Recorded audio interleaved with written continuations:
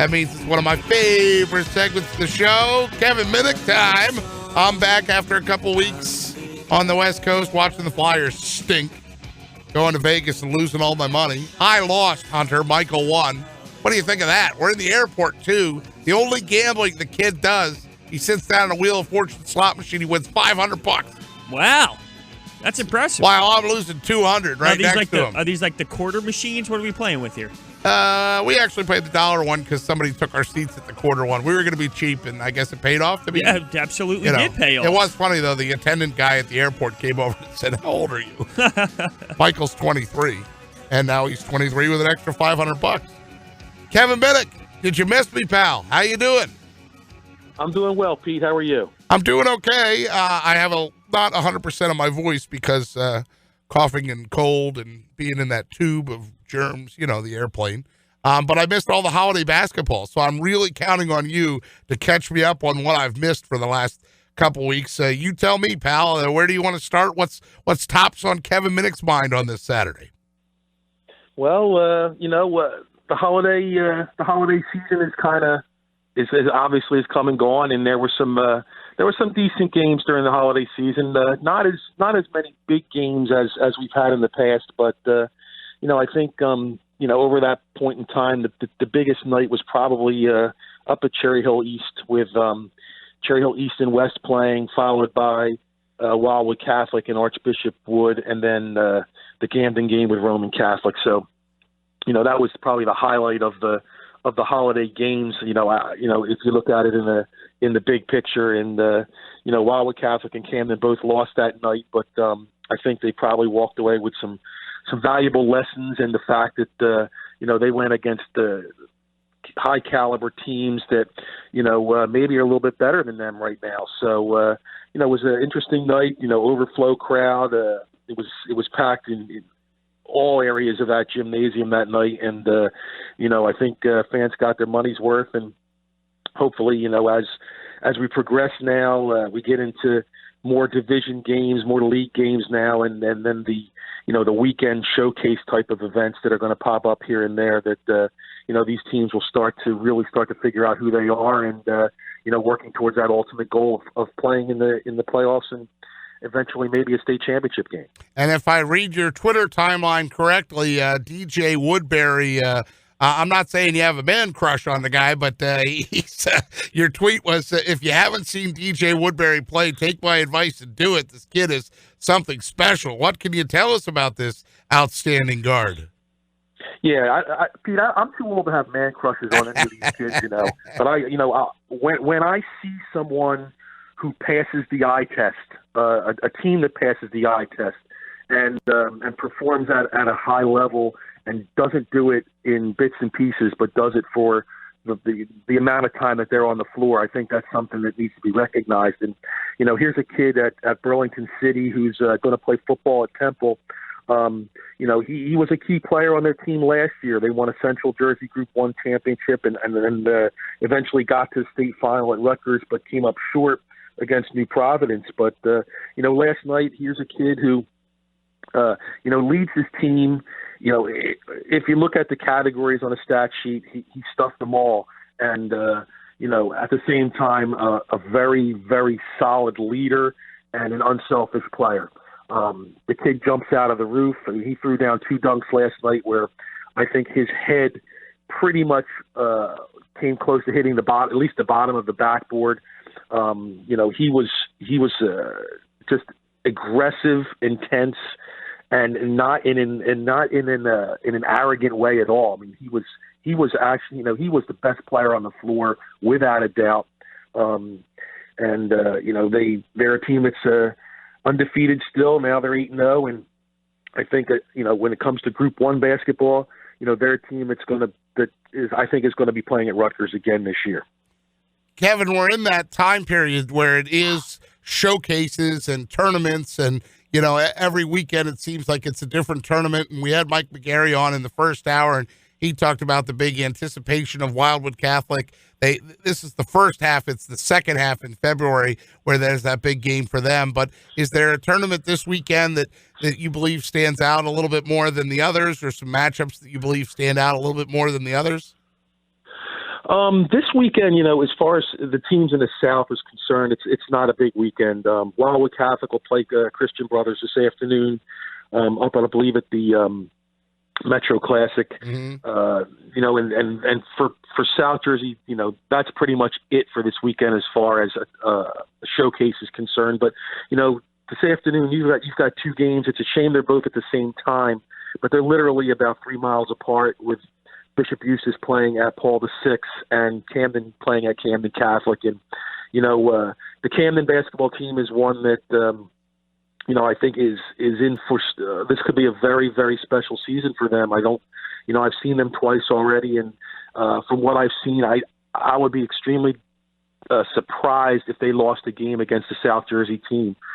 They've got a pretty ambitious schedule against some very tough non-conference teams, and that's where I think that they might lose a game here or there. But as far as in the state of New Jersey in Group 2 basketball, if they don't win, I'm going to be brutally honest. If they don't win at all, it's a major disappointment. That team is just absolutely loaded with talent.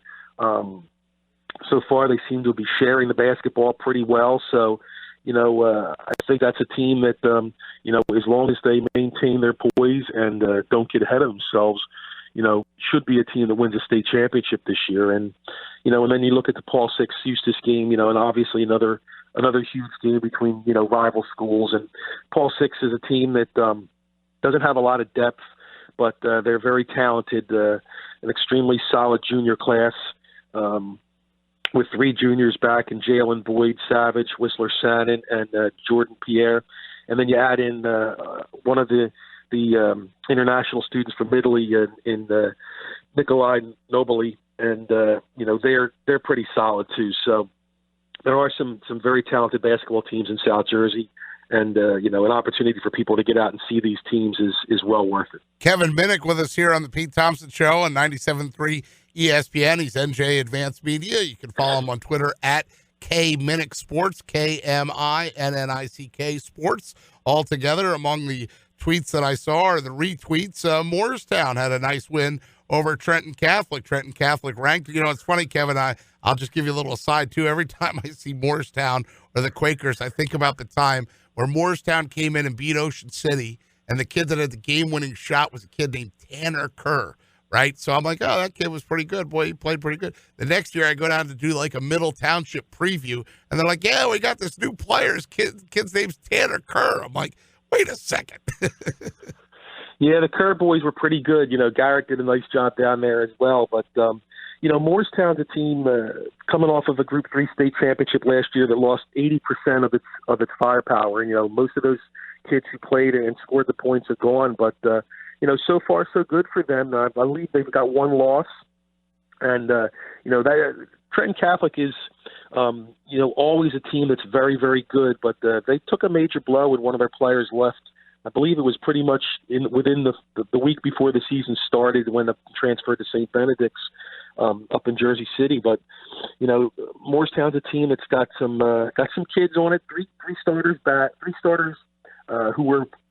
Saw significant action last year, now in a starting role, having a little bit more responsibility. And then you throw in a couple of other kids who, were along for that ride last year. And, they're off to the surprise. I'm pretty surprised with the start that they've had, and to win at Trenton Catholic is not easy. That division in the Burlington, I believe it's the Burlington Liberty, will be a tough one that's going to be up for grabs now. So, I think, they always say that the road to a championship, to a conference title, whatever, goes through the defending champion, and that's Morristown. So until proven otherwise, I think right now Morristown has a leg up on everybody. Well, Kev, among the content that's on NJ.com right now and high up on your Twitter page is a look back at NJ's top 30 players from the past decade. I mean, boy, if you want to spend 20 minutes not doing your work and diving through this is well worth the read. How much influence did you have on this? I'm sure it was a consortium or a group of people that put together the list, right?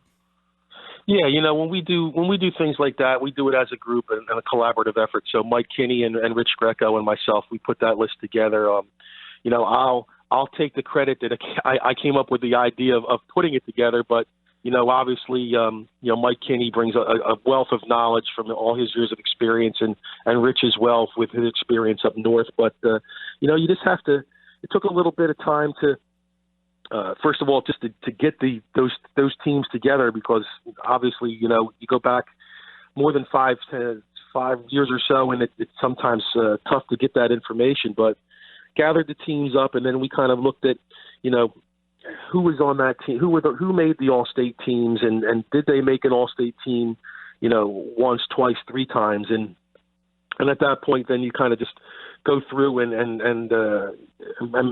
mesh it all out. And for the most part, I think it wasn't a difficult thing to do, because a lot of these guys really just dominated high school basketball and then went on to bigger and better things. So, but it's it's an interesting little read to just go back and kind of reflect on who did what back then, and kind of see where they're at now. There's a lot of people. The North obviously is a little bit more represented than the South.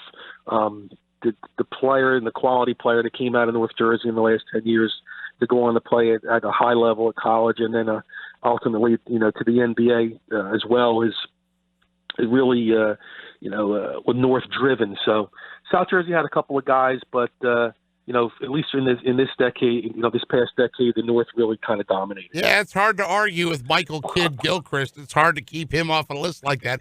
Important again for me to recognize that it is from the past decade. We're not talking the top 30 players ever. We're talking the top 30 players from 2010 to 2019. Well, where are you headed today, Kevin? What do you got cooking today?